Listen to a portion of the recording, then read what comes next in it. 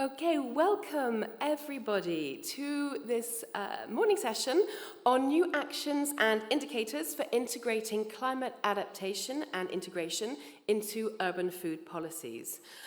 This is in relation to a new tool that has been developed with the Milan Urban Food Policy Pact, and it's an annex to the monitoring framework.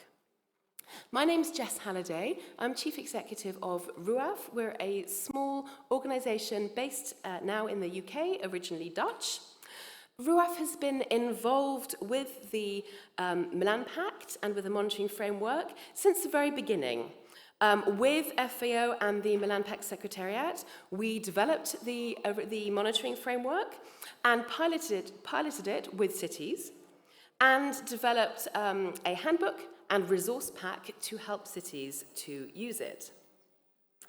We've also followed up over the last 10 years with cities over its use and tried as best as we could to encourage other cities and other projects to use the monitoring framework as well. It's very much a monitoring framework for cities to adapt to their own needs and their own priorities. And we'll hear a little bit more about the process in a moment.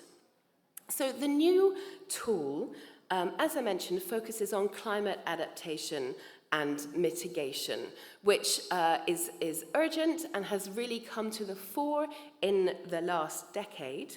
We know that urban food systems significantly impact climate change through greenhouse gas emissions, resource consumption, and environmental effects. Cities are vulnerable to climate-related disruptions, including extreme weather, water shortages, and biodiversity loss, which can compromise food security and public health. So before we get started in earnest, I'd just like to have a little show of hands. Are there people in the room from cities who have already used the monitoring framework in their own city? Okay, we have one lady there. Where are you from? I mean the Milan Pact monitoring framework. No, you haven't. Okay. I have, yes? From the city of Bristol, you have used it. Wonderful. And who in the audience is aware of the monitoring framework and would like to use it in their cities? Wonderful. We have a few hands here of people who are looking to start using it. Great. So, without further ado, then I'm going to introduce our first speaker, who sadly couldn't be with us today because he is in Rome. It's Guido Santini from FAO, who's prepared a video for us. Guido, again, has been involved with the process from the very beginning, and he was on the advisory board for the new tool. So if we could have the first video, please.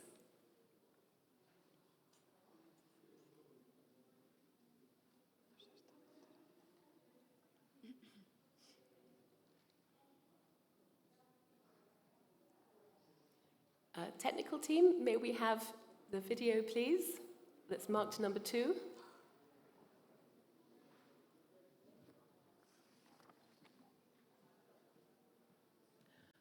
Okay, so perhaps it is coming?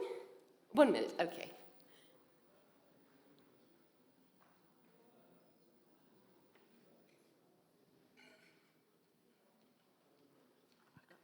We have no sound. My name is Guido Santini. I'm an officer at the Plant Production and Protection Division at FAO. Today, I have the pleasure to introduce the Milan Pact monitoring framework. It was an exercise developed by FAO, the Milan Pact Secretariat, and RUAF from 2016 to 2020.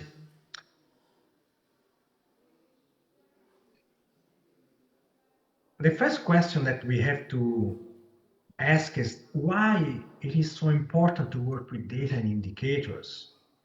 And this is the fundamental question that was in the rationale to develop the framework. And the framework aims at facilitating the design of policies, and in particular to create an evidence base, a database of information that can help setting priorities of action for cities and also target interventions and monitoring the progress towards the the actions implemented. And it's also an instrument to create the evidence to justify support from national governments and also external donors to support financially for concrete actions. And also to communicate and share experience with other cities on lessons learned and also best practices. The framework is designed by cities and for cities. And actually, this framework was developed by a number of cities in close collaboration with FAO, the Milan Pact, and RUAF. It is a simple 5-step circular process to guide the users from the beginning to the end of the process, with a clear logical methodology that can be adapted to different contexts, to different needs of cities, and also an instrument to help city-to-city learning and knowledge exchange through the Milan Pact network.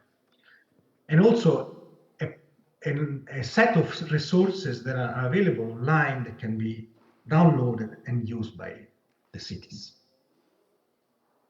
The framework is developed around the 6 work streams of the Milan Pact, namely governance, food production, supply and distribution, food waste, social economic equity, and sustainable diets. And it's also organized into outcome areas or desired change and following each work stream, and also identify following the 37 voluntary actions that Milan Pact recommended to achieve the outcomes.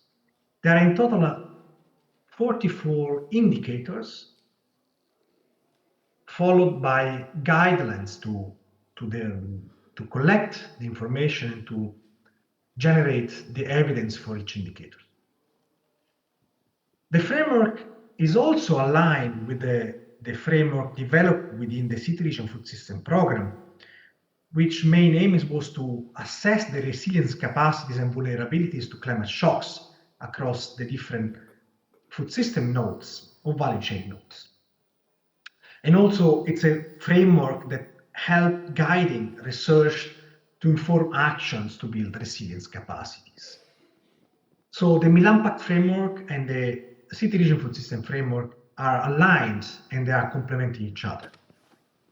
Also, another effort that FAO developed together with the support of RUAF is a companion of indicators within the framework of the FAO Green Cities Initiative, with the idea of focusing on the maximization of the provision of ecosystem goods and services, fostering sustainable climate resilience practices and technologies, in particular to improve local food production and also local, let's say, urban and peri-urban forestry. And also to promote sustainable urban and peri-urban development through green and circular economy.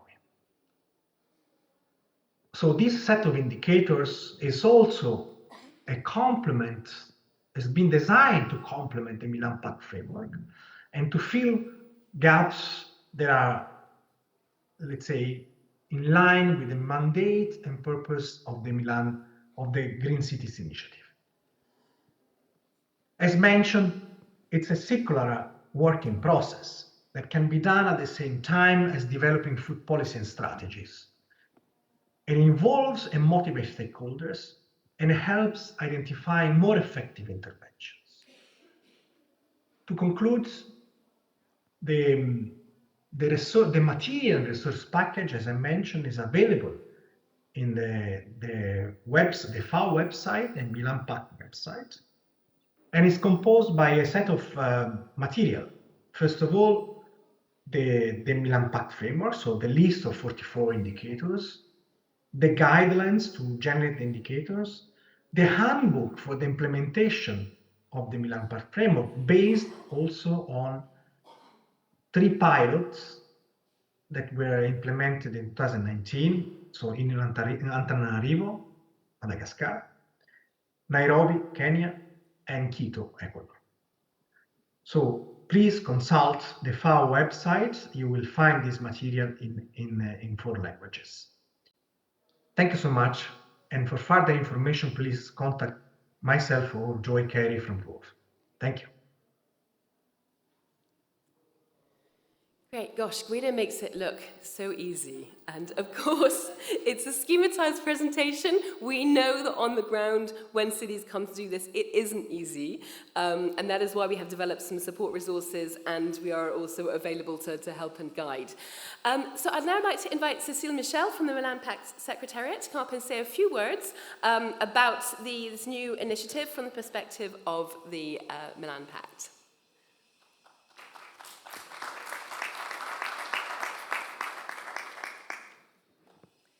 Good morning everyone. Thank you very much Jess for inviting me today to share a few words on behalf of the MUFPP Secretariat.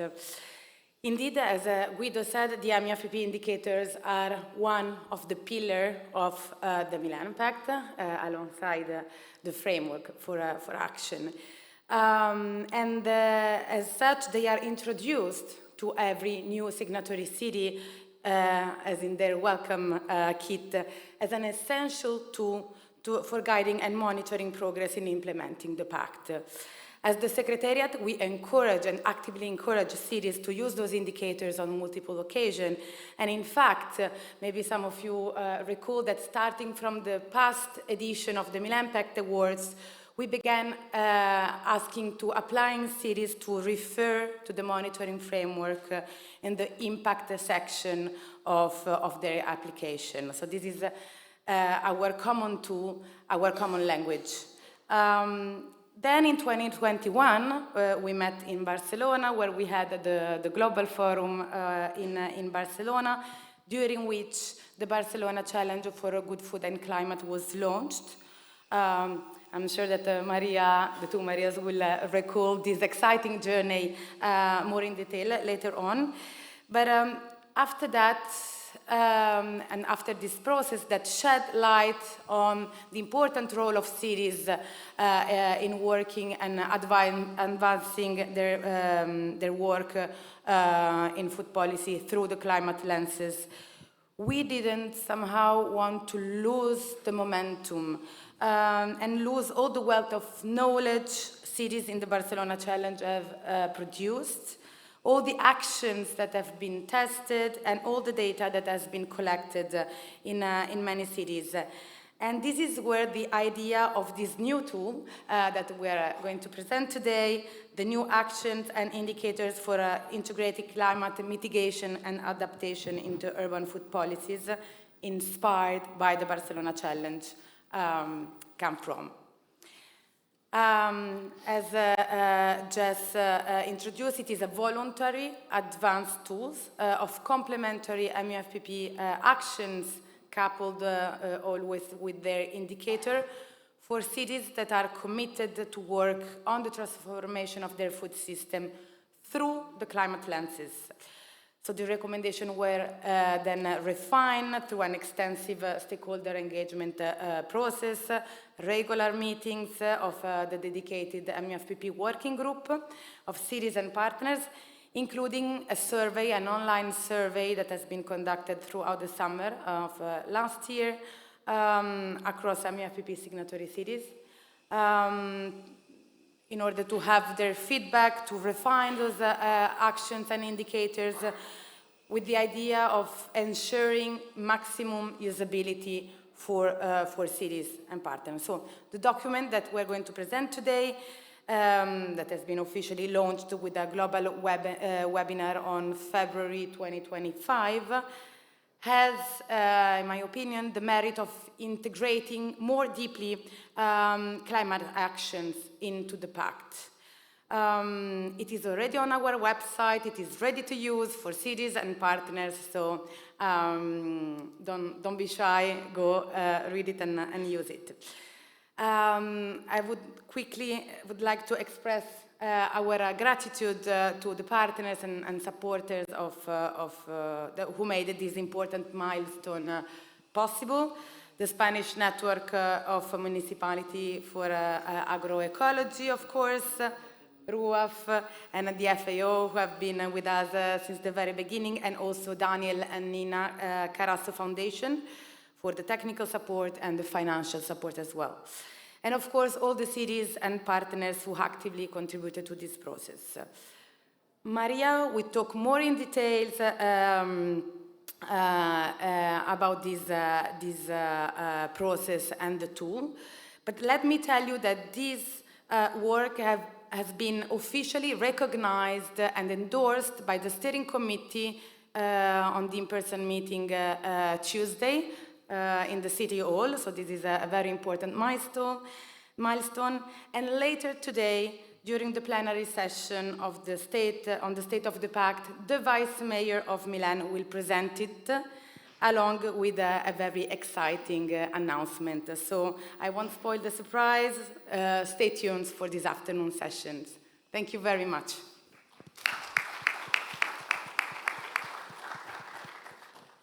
Thank you, Cécile. Okay, so I'll hand over now to Maria Carrascosa Garcia, who's going to give us a bit more of a detailed introduction to this work and the process and the output. Are you going to speak from there, or do you want to come up here? From here. Yeah? Okay, I'll bring you this. Thank you very much. Okay. Thanks a lot, Jess. Thanks to RUAF for organizing this side event. And good morning, everyone. So Maria Carrascosa from the Spanish City Network for Agroecology. It's an organization formed by 38 Spanish municipalities. And I am going to present to you the work we have done to integrate the climate action perspective, especially in the MUFPP framework. So we started this work in 2021 based on the C40 Good Food Cities Declaration and of course the MUFPP framework. And in that moment we proposed a framework that was called the Barcelona Challenge for Good Food and Climate that proposed municipalities to link climate action with local food policies, to integrate mitigation, so the GHG reduction in local food systems, and the adaptation of local food systems to extreme climatic events. In that moment, there was a discussion around the need to integrate subnational governments into the discussion of climate emergency on the one side, and on the other hand, it was clear that food systems were responsible for at least 1/3 of the GHG emissions. So food was needed to be included in the climate emergency discussions. So that's why we took advantage of that momentum and we launched this proposal of the Barcelona Challenge for Good Food and Climate. We presented it, as Cécile she said, in 2021 in the Global Forum that was held in Barcelona. In practical terms, the Barcelona Challenge proposed cities to develop 28 actions, some of them in the framework 2021-2030, and those actions were linked to the different MUFPP categories. The actions had kind of several main pillars. So, for instance, to establish participatory governance, to make a transition to healthy and sustainable diets aligned to the planetary health diet or other equivalent guidelines, to re-territorialize food production and food distribution, and to decrease by 50% by 2030 food waste. This work we did was led by the Spanish City Network for Agroecology, Barcelona City Council, MUFPP, C40, but with a collaboration with many other organizations. There were up to 15, if I remember well. And jointly, we developed that process that at the end helped to commit 24 cities all around the world from 12 different countries, proposing a kind of action plans with picking actions from these 28 actions proposed to link climate action with their food policies. We also, at that moment, developed a tool to assess the order of magnitude of the benefits of those proposals regarding GHG emissions, but also other socio-ecological benefits, with the objective to show that climate action in food policies is not only a way to decrease GHG emissions, but also a way to I am seeing the time that I am late and I got stressed. To show that those policies can be also good for socio-ecological elements. Okay, so we saw at that moment that we could take all this experience, all the knowledge and all the alliances to upscale the proposals of the challenges. The way we found to upscale them was to propose to the Milan Pact how could the Milan could evolve in order to integrate the actions proposed in the Barcelona Challenge. This process was led by RUAF. We collaborate as the City Network and the Milan Pact in that process that was funded by the Carasso Foundation. And for that, we developed a participatory process through surveys, through meetings, through webinars, in order to bring the voice of the cities to the, let's say, the drafts that we were developing. We also wanted to test in cities to have the voice of the end users assessing this proposal that we were building. And for that, we worked with 3 Spanish cities, so Barcelona, Rivas, and Granollers, that assessed from a very practical perspective some of the recommendations and some of the indicators that we were elaborating.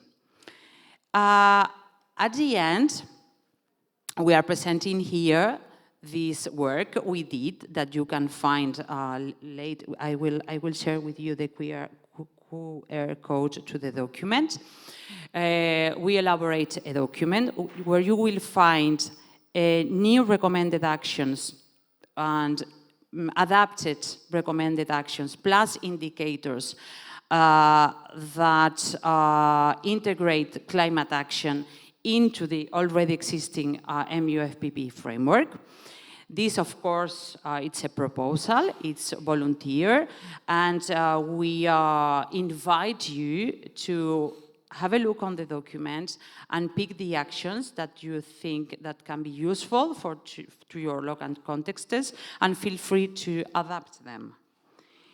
Here you see the QR code with a link directly to the document, and yeah, that's all from my side. Thank you very much.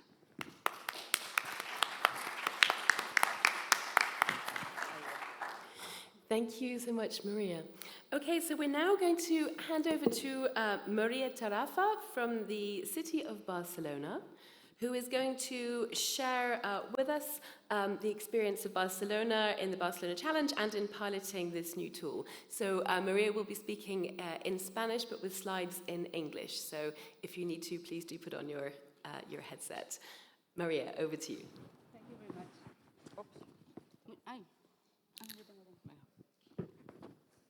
Muchas gracias a María, a Red de Municipios, a RUAF y al Pacto de Milán por esta oportunidad. Bueno, primero de todo, os voy a explicar un poco el trabajo que hemos hecho desde Barcelona, con el apoyo de la red y de RUAF. Y antes de todo, quería daros 5 pinceladas un poco de la ciudad de Barcelona, un minuto. Barcelona tiene aproximadamente 1.700.000 habitantes, es la capital de Cataluña y dispone de 10 barrios y 73 distritos. Se caracteriza por tener una elevada densidad de población y un muy bajo nivel de autosuficiencia alimentaria al no disponer de un parque agrario en la municipalidad. Otros rasgos así característicos de Barcelona: dispone de un mercado de abasto muy importante, Mercabarna, y de un puerto de gran proporciones. Se caracteriza por tener unos canales de comercialización muy variados, que en un primer nivel los supermercados, una gran red de mercados municipales, ¿vale? 39 alimentarios, y luego pues, otros canales de comercialización importantes son las pequeñas tiendas del barrio, grupos de consumo a un nivel más bajo, ¿vale? Y una característica bien importante de Barcelona es la gran red de huertos que tiene, de los cuales no se pueden comercializar, pero sí que es una herramienta interesante de sensibilización y justicia social. A nivel de los pasos que ha hecho Barcelona relacionados con las políticas alimentarias, que un poco para situaros, Barcelona firmó el Pacto de Milan en el 2015, creó una sección de políticas alimentarias en el 2020, celebró el Fórum, como hemos comentado antes, en el 2021 del Pacto de Milán y posteriormente hizo un trabajo con todos los agentes de la ciudad de Barcelona para desarrollar una estrategia de alimentación saludable y sostenible hasta el 2030 y empezó a crear unos órganos de participación, en lo que estamos ahora, para ir siguiendo y monitorizando esta estrategia.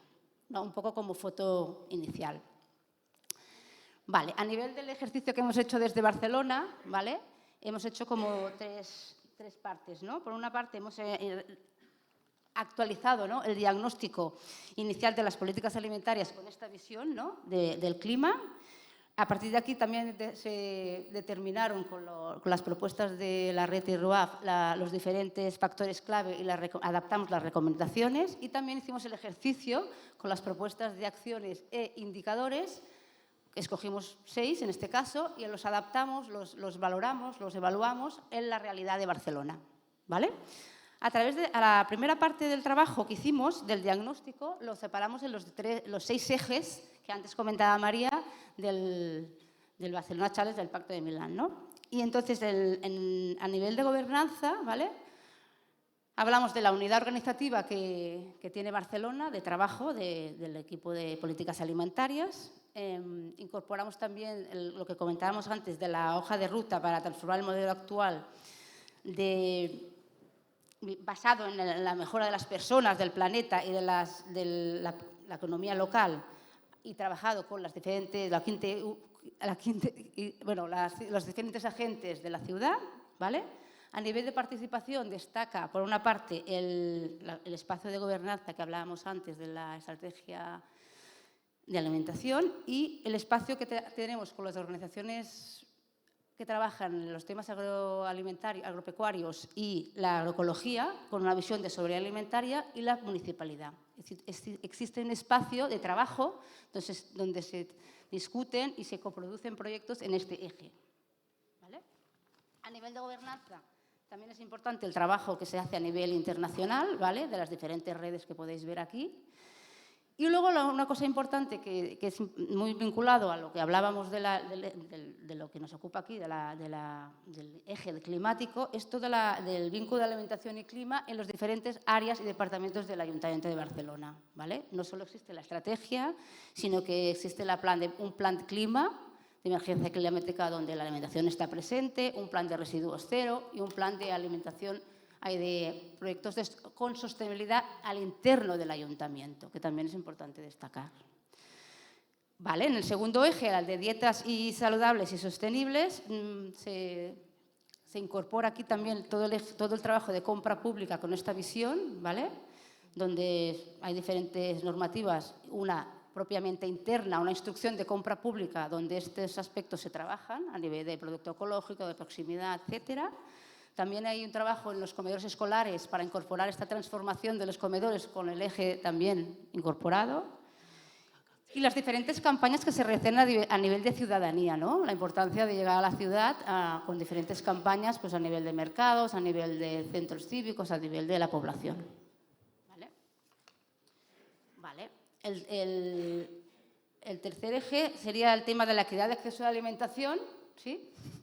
En este caso destacábamos 2 proyectos donde también se incorpora y se está intentando trabajar este aspecto, el tema de las cocinas comunitarias y el tema del proyecto Animante, ¿no? Un proyecto que va más allá de todo el acceso a la alimentación a nivel asistencialista, ¿vale? Y que se trabaja en la garantía alimentaria para todo el mundo, no solo para la población vulnerable, sino a través de acciones comunitarias y no estigmatizadas, ¿vale? El eje de la producción local, como os comentaba, Barcelona no tiene un parque agrario, pero sí que tiene parte residual del parque de cerca de Sarola, y aquí sí hay un trabajo de apoyo a los agricultores en esta zona. También dispone de una producción de vino donde se trabaja a través de una empresa de intervención social toda la producción vinícola en el municipio de Barcelona. Y todo el aspecto de los huertos urbanos que os comentaba antes, ¿no? Hay una red importante, no solo público, sino también en escuelas, a nivel de entidades, donde se está trabajando también en este eje. Vale, ya vamos por el 5. En relación a la producción de alimentos, al abastecimiento, podemos hablar de 3 grandes acciones vinculadas a este aspecto, que son el proyecto de Terra Pagesa, donde se incorpora, es una iniciativa de circuito corto de comercialización que facilita el consumo de productos de proximidad, de lonja, de temporada, de la pequeña y mediana agricultura.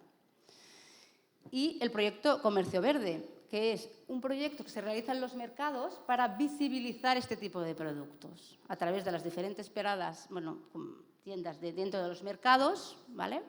Para potenciar, visibilizar este tipo de productos, donde también está presente esta visión.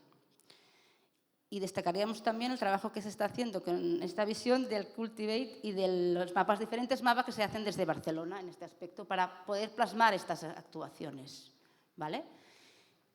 Me queda poco tiempo. Y el último eje sería el de desperdicio alimentario, ¿vale? Donde también está incorporada esta visión, o se trabaja para incorporar esta visión a través de diferentes proyectos en escuelas, al interno del ayuntamiento, aspectos de compostaje y los diferentes planes vinculados a esto.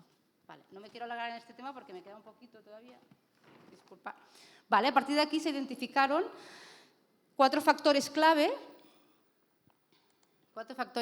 importantes para el impulso de estas políticas alimentarias con esta visión de acción climática, ¿no? Por una parte, todo lo que hemos hablado de la voluntad política y los pasos que ya se han hecho desde Barcelona o se están haciendo.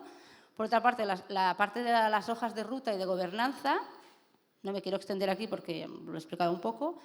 El tema de la importancia de la transversalidad, ¿vale? De trabajar no solo con un departamento de políticas alimentarias, sino que transversalizar en los diferentes departamentos de la municipalidad, y la importancia de los recursos, ¿no? De disponer de recursos tanto humanos como de subvenciones específicamente para esto. ¿Vale? A partir de aquí, lo que hicimos es actualizar el diagnóstico y a partir de las recomendaciones podemos destacar como 3 bloques de recomendaciones. Por una parte, la ordenación y planificación de políticas públicas, ¿vale? La importancia de disponer de un arco normativo y estratégico para integrar la alimentación sostenible en todas las políticas municipales, alineadas con las áreas, como decíamos. Aquí tenemos aspectos que incluyen como la incorporación de la sostenibilidad en las subvenciones, trabajar mucho más la compra pública sostenible alimentaria, para ir incorporando todos estos aspectos. Y el trabajo multinivel, a nivel de la Generalitat, de gobernanza autonómica, estatal, a nivel del impacto que tiene esto en la municipalidad. ¿Vale? Luego, el aspecto de la administración como promotor y ejemplo, ¿vale? A través de impulsar pruebas piloto, escalabilidad, ejemplaridad, a través de marcar estos criterios e instrumentos que influyan en las entidades sociales y económicas, y el tema de incrementar la sensibilización y la participación. ¿Vale? A partir de aquí, ¿vale? También hicimos de las acciones y los indicadores del Pacto de Milan, ¿vale? Trabajamos estas 6 fichas, ¿vale? No, la anterior. Estas 6 fichas, ¿vale? Donde a partir de la propuesta que se nos hizo, nosotros como Ayuntamiento de Barcelona y teniendo en cuenta las acciones que realizamos, lo que hicimos es analizar las diferentes acciones que había en cada una de estas acciones, ¿vale? Adaptarlo a Barcelona y a través de la propuesta que se nos hizo desde RUAF y la red, empezamos diciendo, este indicador pues a nivel de Barcelona es muy complicado, la accesibilidad de este ítem es difícil de encontrar. Lo definiríamos así, lo concretaríamos de esta manera. O sea, hicimos con unas preguntas que nos hacía la propia ficha, lo adaptamos a nuestra realidad y hicimos una propuesta. Nosotros, cada ayuntamiento hizo, ¿no?, su propuesta y esto se pasó para hacer la propuesta final de lo que nosotros pensábamos como el ayuntamiento. No quisimos terminar aquí, a partir de aquí se hizo un seminario, se organizó un seminario con la red de municipios en la localidad, en Barcelona, para explicar a otros miembros, a otros técnicos y políticos lo que se había hecho y también tener un feedback de otras administraciones. Perdón. Gracias. Y disculpar que me he pasado.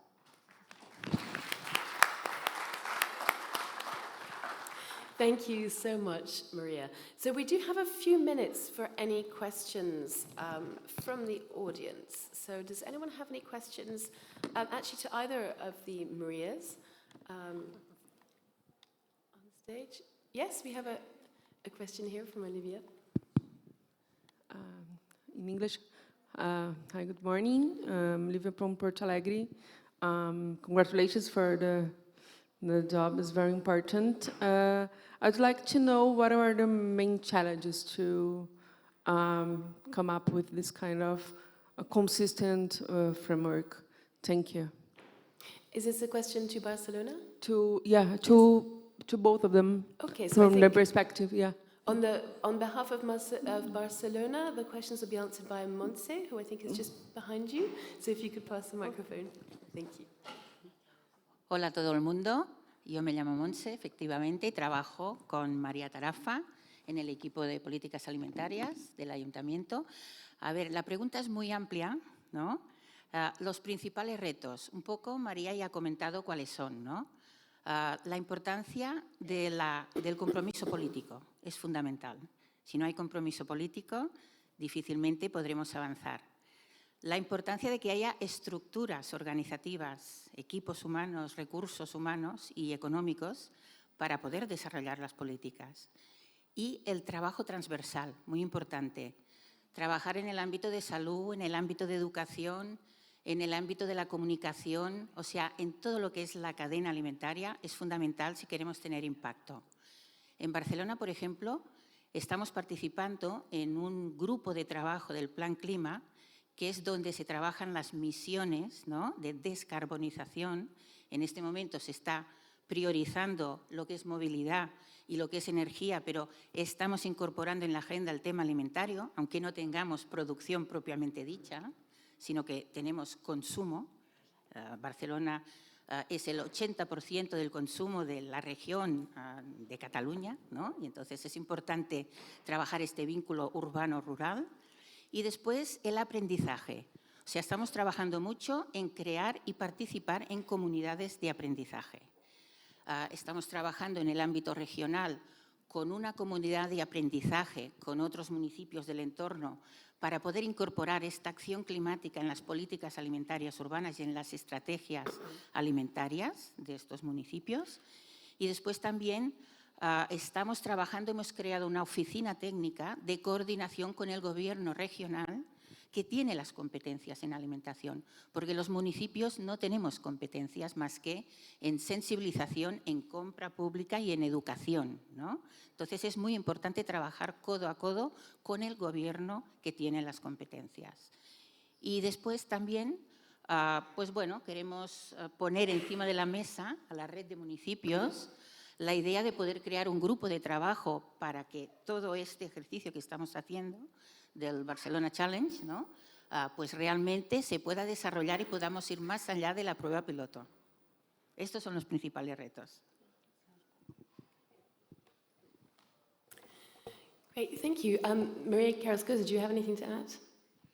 No, not really. I think that Montse, she put on the table all the main elements. So I would say, I would add just that for us as a city network, the challenge is not the technical part, but to sustain and maintain the participation of cities, and also to get funds to support the development of pilots at the city level.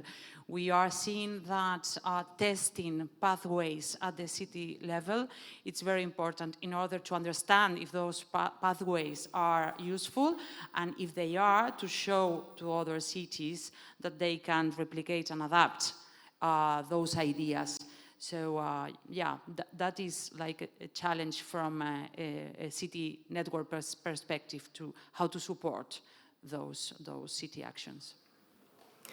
Great, thank you so much. Now, I do want to keep to time. I appreciate there may be some more questions in the audience, but we will have another moment later on in the session for audience interaction. So please do hold on to those questions. We would love to hear from you a bit later.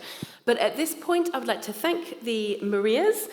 You may take a seat in the audience and invite my colleague Joy Carey to come up onto the stage. Together with the city representatives, yes, let's do a round of applause.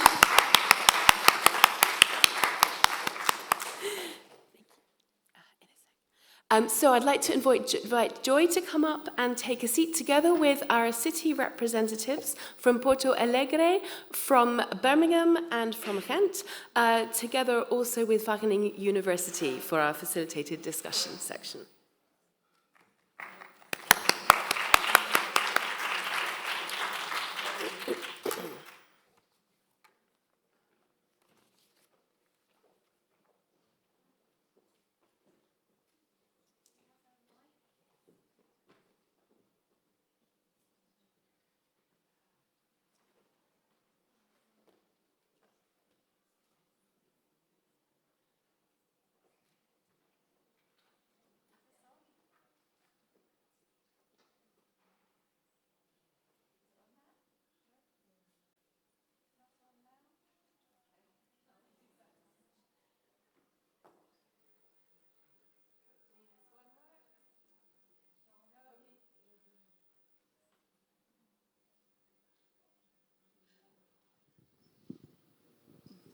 Is there a trick for the... Here. Now it's working? Perfect. Okay. Okay, we have sound. So this second half of the session, we're having a conversation about some of the issues we've been hearing. And we're going to look both at the angles of mitigation and adaptation. They'll come through in some of the questions that we're going to talk about, and also about this challenge of how we monitor impact progress. So firstly, I'm going to come to Olivia. So Olivia, welcome. Let me just find my notes. So Olivia Bertoloni is the network coordinator in the city of Porto Alegre. Olivia, in your city, how have you been affected by climate change? Well, first of all, good morning for everybody, and thank you very much, Jess and Mrs. Carey and RUAF for the opportunity. We had a big storm last year, and that was a mark, let's say, in our history, and there was open listening about things that we already do, like the agroflorist system that we'll talk a little bit more afterwards. That is a technique to bring together community and good practice of agriculture, urban agriculture, to be able to mitigate and to open mind and stimulate the corporate responsibility of the community, the public policy, and the governance about climate change and our and what we can do about it. So this is one important thing. We had a strategy, let's say it's very, last year. We didn't have a break of production, but we did have a mobilization and a hard time that we cannot just leave the same after that. So we are working hard to keep the alert and keep it working to better production, safety quality of food, and short distribution, and we have a video afterwards that will show also how this production works.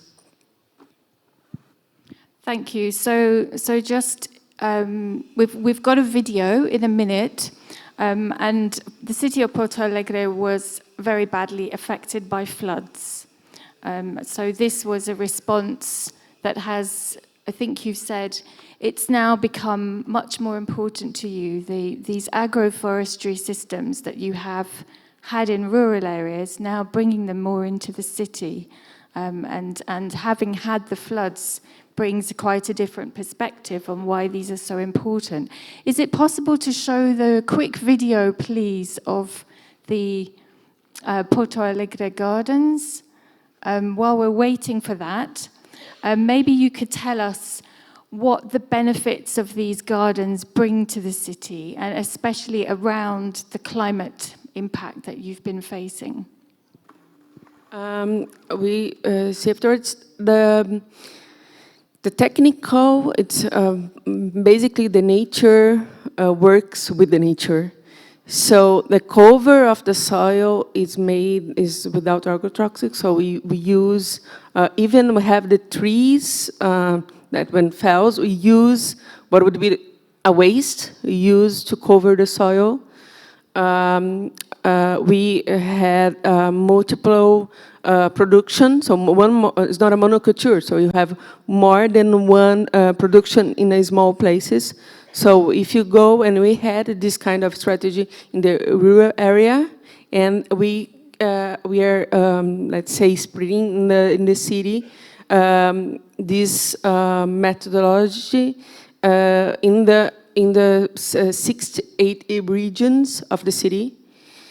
That is chosen by the community, and we are combining different methodologies and works. For instance, in the rural area, we are stimulating the production with agroflorists as well.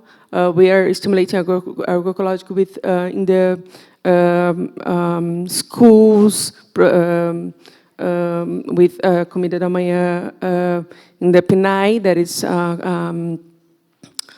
how we, the production, we met the production and the schools meals. And so we can have diversity of the production. We have a organical production and safer food, quality food, and we guarantee that it's all in the areas of the city. So we guarantee that you have short distance distribution, and we have trainings to the public leaders from our colleagues from the City Hall about the technical, what is important, why it's important to save food, what is the importance of maintenance, because we identify that it's not just about having the gardens. The maintenance of the gardens are hard as well, and it's hard to maintain. And we find out that if maybe we sensibilize that the area community, we show them how it's important for their own community, it's easier to get the maintenance. So this we need to be with the population to be able to develop. Thank you. I'm not sure what's happened to the video. Do we have it? Okay, so it's coming. So again, you've said when we've been talking about this, these gardens have multiple benefits, environmental, but obviously social, health. You also said that after the floods, areas that had these type of gardens recovered quicker, and there was not interruption. Let's listen to the video just to give you a zona rural dentre as capitais de todo o Brasil. São 4.000 hectares de produção primária na cidade de Porto Alegre. Na zona urbana e periurbana, estamos desenvolvendo o projeto das hortas comunitárias agroflorestais. O sistema agroflorestal conjuga linhas de árvores com produção agrícola, levando em conta alguns preceitos muito importantes, como a cobertura do solo, o solo sempre coberto, mantém os micro-organismos trabalhando, também precisa de menos água. Nós temos um processo de plantio, de sucessão, onde são conjugadas culturas, como por exemplo a rúcula, o alface, o pimentão. Aqui temos alface, temos couve-flor, temos beterraba, são ciclos distintos, garantindo a diversidade também do ambiente. Em Porto Alegre estamos implantando 68 hortas comunitárias agroflorestais, 30 já estão implantadas. Aqui nós estamos na horta comunitária agroflorestal demonstrativa do Centro Histórico de Porto Alegre. Aqui a comunidade do entorno, é um terreno encravado no meio de prédios, a comunidade do entorno cultiva os seus alimentos diretamente da terra. Também é um espaço para cursos, hoje mesmo estamos aqui dando um curso para os nossos gestores e chefes de democracia das subprefeituras de Porto Alegre.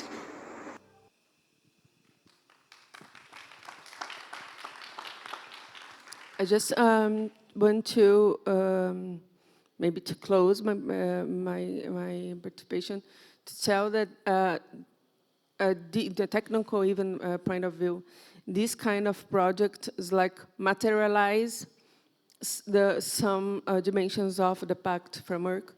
You have governance, you have sustainable diets, you work with quality and social quality.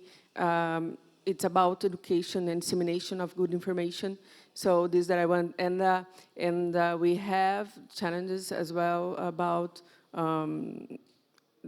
as I said, the maintenance, the funds to maintain this kind of project working and amplifying them. So I'd like to thank you very much again for the opportunity, and I'll be at your disposal, and also the colleagues afterwards. Thank you. Thank you, Olivia. And the star of the video is sitting in here, so if you want to talk to him afterwards, he has a hat on. So in terms of monitoring, I know we've talked about the connections, the social connections, all these different benefits that you could look at that relate to some of the multiple dimensions. And you also talked about some of the environmental monitoring. I know that you talked about heat island monitoring of the gardens, you talked about soil health, you talked about nutritional quality. So we're going to move on, but this covers a lot of different angles. So thank you, Olivia. Moving on, Sarah Newton from the City of Birmingham, UK. Sarah, you are Project Public Health Service Lead with the Food System Work in Bristol. Birmingham. I'm from Bristol. How have you been working to connect food and climate in Birmingham?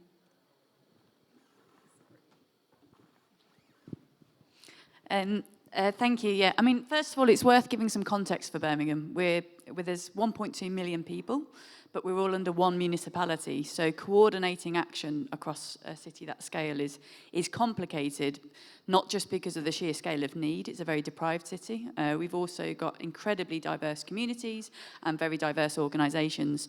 So one of the first things we did when we started developing our Birmingham food system strategy back in 2021 was looking at, well, what is possible within a city of the size that we are, and what can we achieve, and how can we link people together where we're already coordinating action. We just didn't realise it was all under the umbrella of a food system perspective.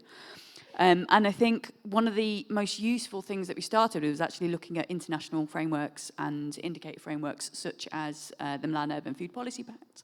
And then also there's sustainability compasses. There's all sorts of different frameworks which were so useful to anchor our approach within like academically sound and tested methodology. So I would highly recommend looking at how you can integrate and pull these together. But then there's also a need to adapt it to your local perspective. So what we've ended up doing is taking some of these frameworks and just continuously making sure it evolves. So we now have both an outcomes compass, which is being tested and revised this year. So within the compass, we've got 4 goal areas. So there's one that's around ensuring diets are nutritious and safe, and people are empowered with knowledge and skills so everyone can thrive. So that includes things around eating behaviours, diet-related ill health, safe food and food literacy and so on. Then we've got a goal around creating integrated, mutually beneficial and prosperous food systems so everyone can thrive. So that includes measures around culture, policies, processes, infrastructure. We've got a third goal, which is around regenerate our planet so everyone can thrive. So that includes climate, biodiversity, soil, natural resources, clean air and water. And then the fourth goal is around establishing an ethical, fair and equitable food system so everyone can thrive. And that includes the food offer, fairness and equity, accessibility, food security and resilience. And what we found is by uniting it within a cohesive compass, it means that no matter who's working on these topics across the entire food system and different food system actors, we can actually be united in reporting on the same metrics and the same indicators, and also identifying who's already collecting data. Because a city the size of Birmingham, people already are measuring these things. It's identifying it, sharing it, having data sharing agreements, which makes the complexity. And then the other areas that we've developed is around conditions for change. So we identified that there's lots of outcomes that we want, but there's lots of proxy measures that we need to get into place for that to be possible. So we've more recently been developing a conditions for change framework, and that's around the fact that you need to have strategy and vision in place. You need hearts and minds to be convinced about what you're doing, whether it's different organisations or whether it's members of the public changing their diet. Policies and processes, we need relationships and connections, we need to address power and equity, we need to be continuously learning and adapting and capturing data. We need resources, whether it's financial and material, knowledge and skills, or capacity and time. And we also need to look at practices and activities and how we relate to interrelated systems and external context. So that's where we've been uniting our approach now into our entire project development process and how we engage with others to make sure that we're united around these indicator frameworks that are so usefully shaped by these international frameworks like what has been developed with RUAF and MUFPP. I don't know if, oh, it's working. Is it working? Yes. Thank you, Sarah. So you've described this living, dynamic process of people and relationships and gathering all sorts of information and that exchange and the partnership, which is brilliant because this is such an important aspect of the monitoring. It's not just a number counting exercise. It cannot possibly be that. So therefore it's complex and therefore a lot of cities are finding it challenging. I had one more question for you, Sarah, which is, could you give us a couple of examples where you think it would be feasible to monitor something that relates to food and climate, where, what you could do if you're already doing it? Yeah, so the approach that we've taken is recognising that as a system, everything's connected. So what we wanted to do was transform diets. We have a very integrated approach within Birmingham because obviously there's sustainability considerations, but also equity and health. So what we recognised was, first of all, we needed to have agreement on what does a diverse diet, what does it look like, both from the perspective of things like Eat Lancet, but also adapting for the needs of our diverse communities. So in Birmingham, we're over 51% ethnic minority background. So we have to have adapted approaches. And we also need to make sure that we're tailoring to different health needs and different situations and so on. So we've been on a journey to look at, well, what does this diet look like? Because then, only then can you start measuring whether you're achieving it or not. And then the other thing we recognise is you can't possibly change menus and shift diets without convincing people having behavioural change interventions to increase demand for those foods. So that's where we started developing the full of beans intervention so that we could increase demand in children so that we can then shift the menu offer. And then we looked at our procurement processes, sourcing and menus to look at, if we've increased demand, where can we integrate beans and pulses within menus. And then we looked at surplus food redistribution and what infrastructure was needed to overcome the barriers there, and then also looking at supply chain infrastructure to connect things together. And I think when you look at it through that integrated way of how do you, from start to finish, integrate all these different drivers, the indicators can then be embedded into every one of those projects, because each part has to overcome different barriers, so there's different facilitators, and we need to look at it in a cohesive way. And I think we've learned a few lessons along the way, and I think first of all, having a food system team that is responsible for facilitating these sorts of capturing of indicators and coordinating approaches across the area is absolutely key, especially when you've got so many different organisations with different priorities. The other side is having a multidisciplinary team. When you're looking at indicators, what's even feasible? What can you measure? And we found having academic partners locally doing projects has been really key, because you can say, is it possible to do this? Are there any other ways that we could be capturing data on this? Also looking at behavioural science and the barriers to capturing data and delivering projects. We found taking that approach to overcoming barriers to measuring and demonstrating change is really key. Then project development methodology, having a real logic model approach. So yes, this is the outcome we want, but what are the proxy measures that we can measure along that journey to know that we're on the right route? Because the challenge is within a municipality, people want outcomes straight away. They're like, well, what have you done in the last 3 months? And it's like, well, some of these changes will take time. So we need to have really robust proxy measures, and that's where these outcomes indicators really help as well, because there are some demonstrable ones that people internationally have said, this is a really good sign, and there's justified reason for putting effort into those areas. And then finally, governance and engagement. You have to have continuously evolving engagement with a wide array of stakeholders to strengthen your approach with indicators and projects. And I think another reason is that sometimes there's an opportunity to capture an indicator that you will miss if you weren't connected to people. For example, in a procurement contract, you can say we want measures around the diversity of crops or where they've been sourced from, or the equity of the food sourcing. If you miss that opportunity when that contract's been written, you will not be able to change it again for years. So I think it's that idea of indicators have to be integrated into the relationships that you're working with to shape it and make it something viable. And it's a long journey. And I think we're definitely on the right path, but it takes time to have meaningful indicators to measure the progress that you're making in food system change. Thank you, Sarah. Some really important points there. So it takes time. Indicators can help to connect people, can shine a light on what's really important. They also may change over time, because things will change. We're going on a long journey here. So indicators, proxy measures of progress will be irrelevant once you've passed that point, and you'll need to think again. So hence, this is a dynamic process. Thank you, Sarah. Sarah number 2, welcome. This is Sarah Brunars, did I say that right, from the City of Ghent in Belgium, EU Project Officer and Healthy Nutrition Expert. So welcome to you, Sarah. How are you connecting food and climate in your work? First of all, thank you for having me. How are we connecting food and climate? We do not communicate loudly about our climate work in food. We just try to keep our food delicious. That's what we advocate. We have delicious food, and we try to also put it in the names of the meals. So we are going around it to avoid also like resistance. And we use a lot of sustainable criteria in our procurement, where the tender of the school meals is the most advanced contract we have right now. So I'm going to talk more about our school meals in particular.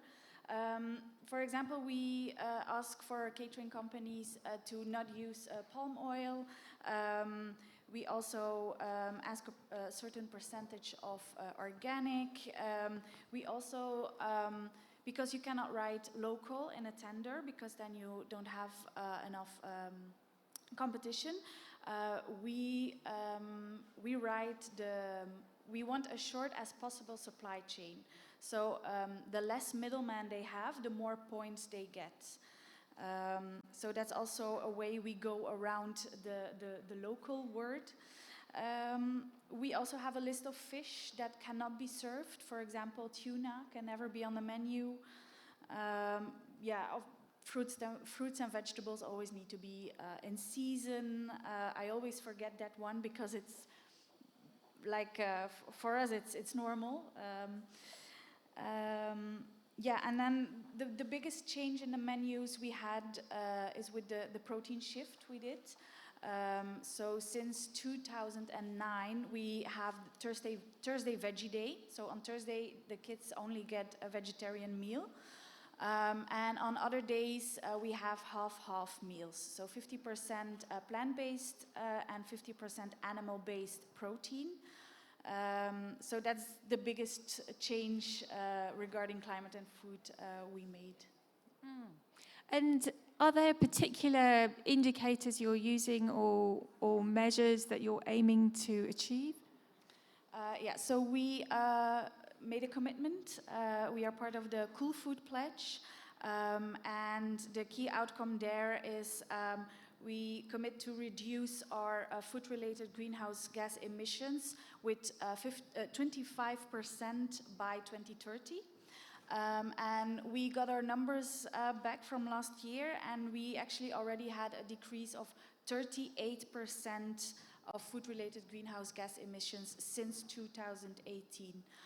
And it is calculated on a plate of 1,000 calories, so it cannot be influenced with a decrease or increase of ordering. It's just on the 1,000 kilocalories, yeah. So that's something we measure, and it's very easy that we have that number. We have nice diagrams with the colors, and it's easy to show the people what we're doing if you have those numbers and colors. And Thank you so much, Sarah. How does that fit in with the food strategy for the city? Yeah, so recently we had a food strategy. Now we don't have it anymore, but we still have a procurement strategy. So our school meals and our procurement is linked also to the procurement strategy. So it's not falling apart all the way. But the food strategy we had, we're trying to keep it alive. The 3 pillars were no food waste, everyone gets to eat a sustainable diet, and a short supply chain. So those were the 3 pillars, and we still try to keep it alive by creating a task force. So first, the food strategy was within the Department of Environment and Climate, and it was a very centralized model. Now we're back to a decentralized model, and every food-related action is back with the different divisions. So we try to unite in a task force so it doesn't all goes to waste. Thank you so much, Sarah. I'm sorry to hear that the food strategy is no longer. But as we know, procurement is such an essential, central part. And it's great to hear that you're monitoring and you're communicating as well with the data. I just want to add, or did you have another question? Okay, I'm just going to add another thing. We also try to change the narrative we're talking about, because first we always talked about climate and vegetarian food, plant-based diets, but we have the feeling that it doesn't work anymore. People are not convinced anymore, so we have to change the narrative to healthy food. I think, or I hope everyone can agree that kids or everyone needs healthy food, and we try to find a common ground so that every political party can agree on healthy food. So that's the way we are going now.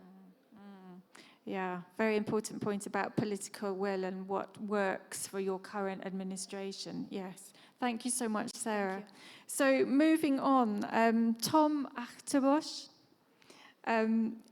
from Wageningen University, a senior researcher in transformative food system innovation. Tom, you're the academic today on our panel. You've been working with a number of cities through the Food Trails project. Maybe you could tell us kind of some quick overview points that you've noticed coming out of that work that relate to the food and climate discussion we're having. Thank you very much. Great to be here. In Food Trails, we work with 11 cities, including Milan and Birmingham. We worked on implementing food policy actions in the framework of developing further development of food policies. And in that framework, I think it's immediately clear that an adaptation mitigation framework when it comes to climate action is a little bit limiting. It's actually, to some extent, not capturing the transformative changes that we are needed to achieve the climate action and climate goals. The use of data and monitoring indicators in the project, in that work with the cities, was very challenging. Actually, we tried to present indicators as an opportunity for accountability of food policy actions, but that's already common. But the more difficult and challenging part is to use the indicators for learning and for a kind of a strategic learning agenda. And that is not only with the policy advisors in the municipalities, but also in the link with practice. And that's even a bigger challenge, is to involve the practitioners in the living labs, in the food policy actions, in the sort of at the grassroots level in the cities, in an indicator framework. So that requires translation. Well, we had our tools, we used our theories of change for that. And through those theories of change, we tried to sort of simplify transformative change, that it comes down to behavior, that it comes down to different governance, different finance, and then along with sort of instruments such as diets, procurement, nature conservation, and education, you can start to think about having a collective set of actions that will help meet the climate goals. Yeah, and then in our work with indicators, we therefore couldn't rely only on the quantitative indicators. I mean, that's very important for climate change. It's just to have a punchline on the greenhouse gas emissions saved. But that narrows it down so much that it kind of loses the rich picture of all the things that are happening sort of under the bonnet, if you like. And I think as researchers, we also have a job to do there, to really bring those stories out and make them connect to the data. Thanks, Tom. I realise I'm needing to wrap up, so I've just got one more question for you, which is, we know that there are some fantastic international frameworks that might be helpful. I'm just wondering if you can give us some examples of where you think what might help us as cities. Yeah, thank you. So it was already mentioned, sort of working within established frameworks is just a way to build. I mean, it's for us to show as researchers that we're not inventing things, that we're part of a canon of things, that we look at each other's work and try to build on it. But it also provides, sort of at a higher level, an opportunity for political capital, which is critically important. So tapping into planetary health diets, into national food-based dietary guidelines as guidance instruments, into reports of IPBES, the Nexus reports, which give us frameworks on how to connect food and agriculture and climate and nature and water, all so that's a key thing that needs to sort of set a framework, but it's only a start, right? So then the translation comes to what it actually means in the cities. Thank you. We could talk for hours. I'm sorry, I need to finish. Can I ask you to thank our panel with a round of applause? Thank you so much, everybody.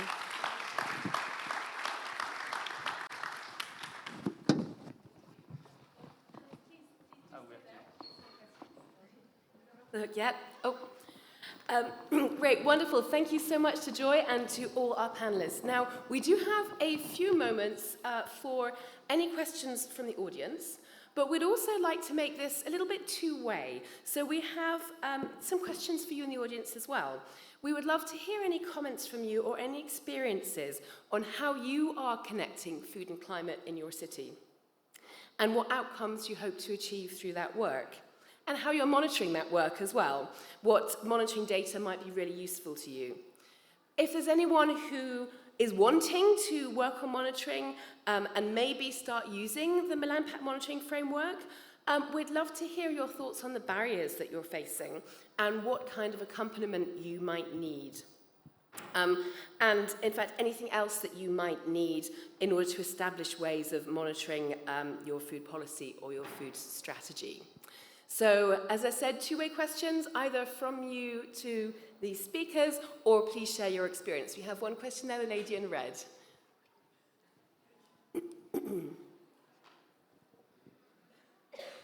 Thank you so much for this presentations that we hear. I am coming from Armenia, city of Yerevan, and I would like to tell briefly about the system that we have in our country, but not in the city of Yerevan yet. Our school meals program is about regions, and among regions we also have cities. And in these schools, we, together with WFP, a government program, has built facilities which are high technology greenhouses and intensive orchards and berry gardens. With this, we bring food production into school, and children are, they are part of food production itself. And they also use composting as one of the methods for growing food. They use also water from rains. They collect water and then use the drip irrigation and all these systems. And with this, we do two things. First, we grow fruit, vegetables. They are healthy and they use it in their school kitchens. And second, they see how they do agriculture, not harming the climate, especially with intensive orchards, and this helps very much. And there are also school clubs, project-based learning attached to these facilities. And this is somehow the question that you raised, but question from our side is that how we could do that. We cannot create a greenhouse for each school, but somehow these lessons that they are having in the schools, they have to be practical, and this is something that we all need to think how we do that. Children are using the knowledge not from textbooks but from their own, as my colleague in Brazil was telling. And I also saw the Brazilian experience, and they are small gardens and natural gardens, and they are really like helping very much so that the children could see how it is really going on, not in the textbooks, but also in reality. So thank you very much for all your efforts. Yeah. Thank you so much. I think I saw a gentleman at the front here had a question or a comment. Good morning, everyone. Great panel. I'm Gustavo from the Brazilian Agricultural Research Corporation. I totally agree with Sarah when she mentioned the need of an intervention to change behavior and increase demand for pulses, greens, with a special target on the young population and children. My question would be, how these interventions could be combined with strategies to increase the affordability of healthy meals? Because in the context of the Global South, I would say that most people are willing to adopt a healthy diet, but they simply cannot afford it. Sarah, do you have any thoughts or comments on that? I think there was one piece of research that was done in the UK that was looking at the price of different food items, but where the actual price came from. And pretty much all of it was the middle chain actors. So I was like, well, we don't necessarily have to pay the farmers less if we can look at how, as a city, we can have distribution hubs, support logistics, enable things to connect together. I'm not saying it's going to be a big solution for everything. But I was like, that is one way to bring the cost down massively, because it was a very inefficient system for the foods that we wanted before. So that's one of the ways we've been looking at it, is rather than looking at a solid price of food, breaking down what makes up that price and how could interventions reduce those costs on specific areas. Yeah, I'd say that in terms of sort of quick wins, there's some important new research out that talks about food categories, sort of meeting your dietary guidelines with the most affordable products within a category. And it turns out, if you look at the data, that much of the consumer spending is still in sort of higher priced products with similar nutritional value. So there is a quick win there, and there's opportunities for City with behavior change campaigns to actually work on that, closing that gap, which is not the final goal, but it's sort of like a quick win that can build a bit more resilience. Great, thank you both of you, and for the question. We have time just for one last question or comment, just here.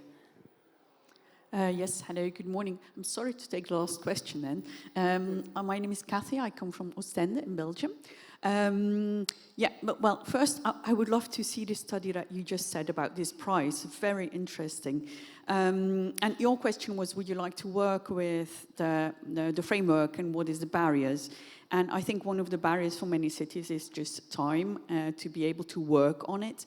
So it would be an invitation to universities, other academic institutions to assist the students doing an internship. I know Brugge, the city of Brugge, they had an internship of an Italian person from the Slow Food University. And he did really great work in setting along all the indicators and preparing their next step for the food strategy. So I think this would be so helpful. And also one of the struggles, Sarah from Ghent mentioned it, is that a lot of people seem to either still or again deny climate change or don't want to listen to it in its inconvenient truth. That was such a brilliant title. But we always, at a city level, need to find where politicians do want to work on and try and take that angle. And it could be health, or it could be supporting local industries. But still, I think we need to keep on highlighting that climate aspect of it. So the indicators can do this. Also, because like in Belgium, the government just concluded that we no longer need climate education. They say it should be part, well, it is already a long time a part of the regular curriculum. It's not, it's absolutely not, but they claim it is. So they want to get rid of all the programs that do climate education. So I think this really increases the importance of getting the message. Like what you just mentioned is also when you are with the children or whoever, your community working in gardens, also say that, you know what, by working here in that garden and having your local vegetables, you reduce the climate impact by so much, so that we can calculate this, that we can show it to them, and they might, you know, start to think about the impact anyway. So because too many people still don't make this link between climate and food. So it's really important. Great, thank you so much for that point. Do we have Alessandra? And yes, sorry, I haven't seen you yet this morning. With the monitoring framework, we always try to build bridges with other people who are working on indicators in slightly different ways. So we're very fortunate to have Alessandra, who is from the University of Barcelona, Alessandra Magnelli, who's working with indicators, but a slightly different system. So Alessandra has been busily taking notes throughout the session and will share her takeaway thoughts with us. Thank you for letting me sharing some thought on the session. First of all, thank you for organizing the session, which was very multifaceted, with different speakers and also with real life stories of these engaged in trying to implement these indicators. So I have maybe a few points that I would highlight, maybe three key points of the session as a takeaway. One is I appreciated really the process through which this connection between food and climate and the need to build on what was already there from the Milan Urban Food Policy Pact. I appreciated the process of building coherence, and trying to build on what was already there. And I think this dialogue among frameworks and indicators framework that are emerging in different arenas and different settings should be brought on. This necessity to not to create fragmentation, but rather to build coherence and dialogue among different proposals and help in this way also cities engaged in that. This first aspect. And the second aspect, I think the climate lens is an entry point, a critical entry point nowadays to really go outside somehow the niche of food, not to being in a niche, but to connect with key cities dynamics. And this is also what we are trying to do at the University of Barcelona with the indicator framework and that we would like to propose and we are building, like to go to link with key city dynamics. And the climate agenda is more and more pressing, more and more on the agenda of cities because of the climate emergency, because of increasing incentives in cities to activate greening plans, to activate mitigation and adaptation plans. And so I think this is an entry point to talk about city dynamics and engage with key city dynamics, because we are talking about sustainable urban form, we are talking about land use dynamics, also connecting with transport and mobility to see how, I don't know, food environment can help the 15 minutes cities agendas. So we are really trying to build bridges across urban agendas and dynamics. So this is a second very important point. And the third very important point, like, of course, trying to work across and transversally across cities' agendas, create conflict and fragmentations. We said, we highlighted also with the case of Ghent because of different interests and different narratives of the city.